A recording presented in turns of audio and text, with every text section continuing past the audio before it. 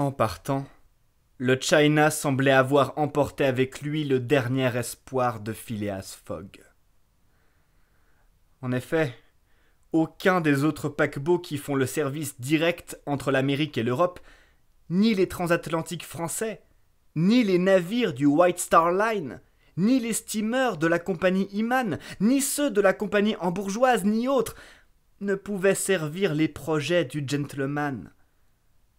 En effet, le Pereire de la compagnie transatlantique française, dont les admirables bâtiments égalent en vitesse et surpassent en confort tous ceux des autres lignes sans exception, ne partait que le surlendemain, 14 décembre.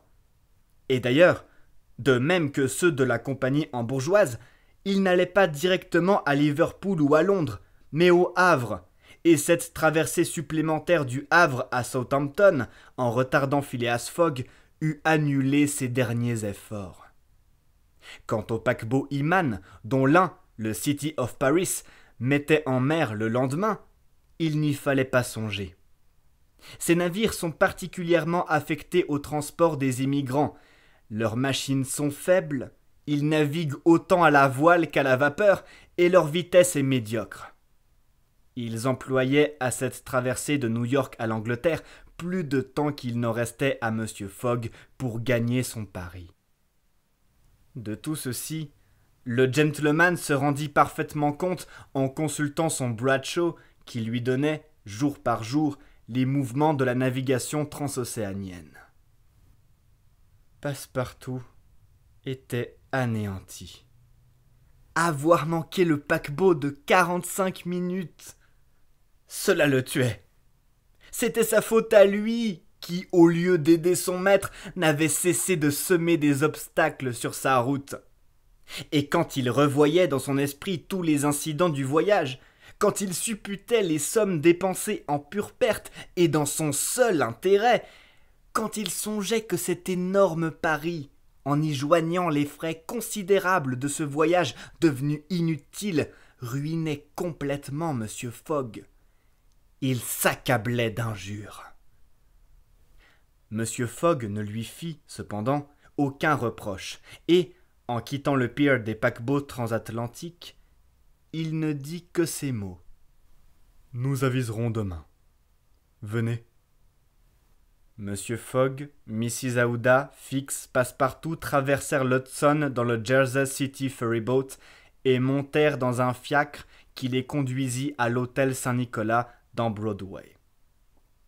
Des chambres furent mises à leur disposition, et la nuit se passa, courte pour Phileas Fogg, qui dormit d'un sommeil parfait, mais bien longue pour Mrs. Aouda et ses compagnons, auxquels leur agitation ne permit pas de se reposer. Le lendemain, c'était le 12 décembre. Du 12, 7 heures du matin, au 21, 8h45 du soir, il restait 9 jours, 13h45. Si donc Phileas Fogg fut parti la veille par le China, l'un des meilleurs marcheurs de la ligne Cunard, il serait arrivé à Liverpool puis à Londres dans les délais voulus. M. Fogg quitta l'hôtel, seul, après avoir recommandé à son domestique de l'attendre et de prévenir Mrs. Aouda de se tenir prête à tout instant. M. Fogg se rendit aux rives de l'Hudson et, parmi les navires amarrés au quai ou ancrés dans le fleuve, il rechercha avec soin ceux qui étaient en partance.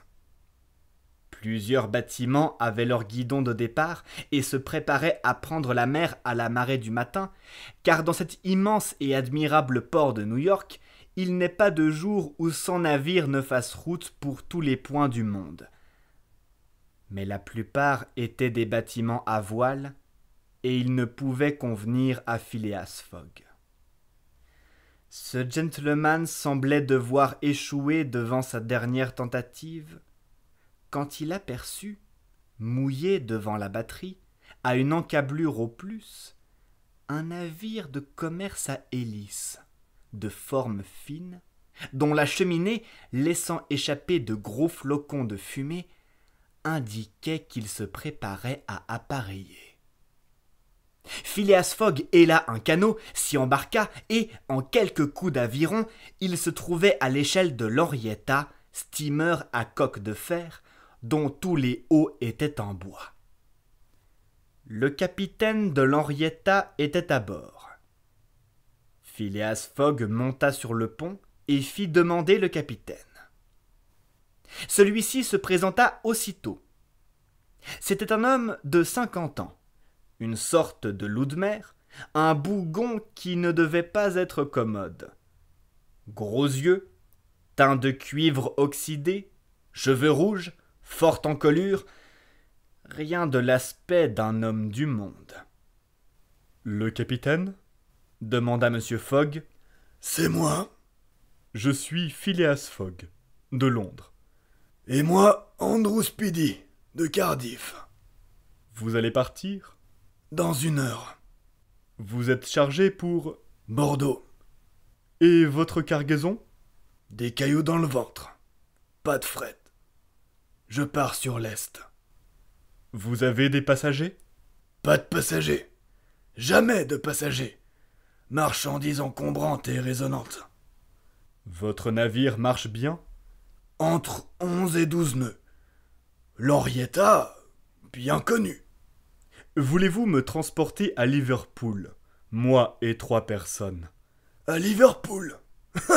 Pourquoi pas en Chine ?»« Je dis Liverpool. »« Non. »« Non ?»« Non.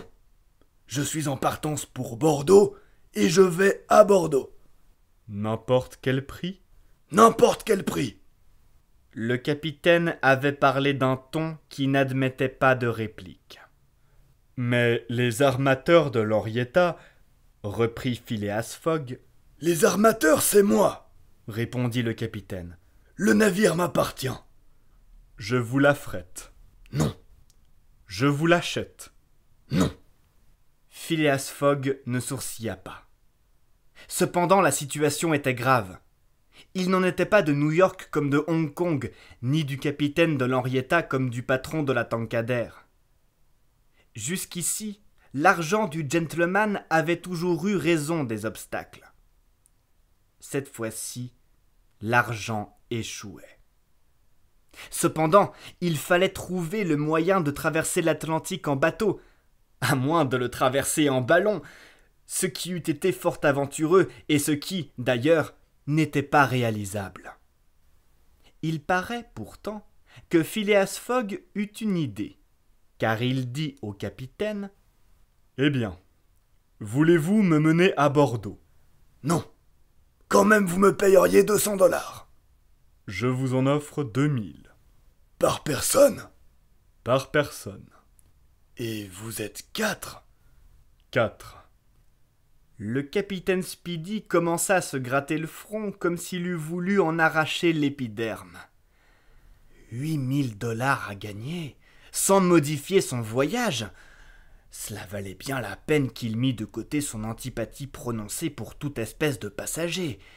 Des passagers à 2 000 $ d'ailleurs, ce ne sont plus des passagers, c'est de la marchandise précieuse. « Je pars à 9 heures. » dit simplement le capitaine Speedy. « Et si vous et les vôtres vous êtes là... »« À 9 heures, nous serons à bord, » répondit non moins simplement M. Fogg. Il était 8h30. Débarquer de l'Henrietta, monter dans une voiture, se rendre à l'hôtel Saint-Nicolas, en ramener Mrs. Aouda, Passepartout et même l'inséparable Fix, auquel il offrait gracieusement le passage, cela fut fait par le gentleman avec ce calme qui ne l'abandonnait en aucune circonstance.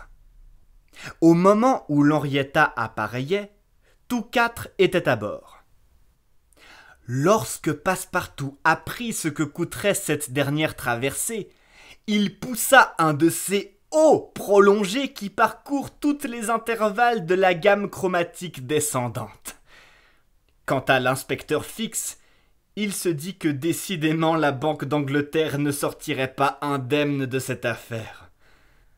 En effet, en arrivant et en admettant que le sieur Fogg n'en jeta pas encore quelques poignées à la mer, plus de 7000 livres manqueraient au sac à banknotes.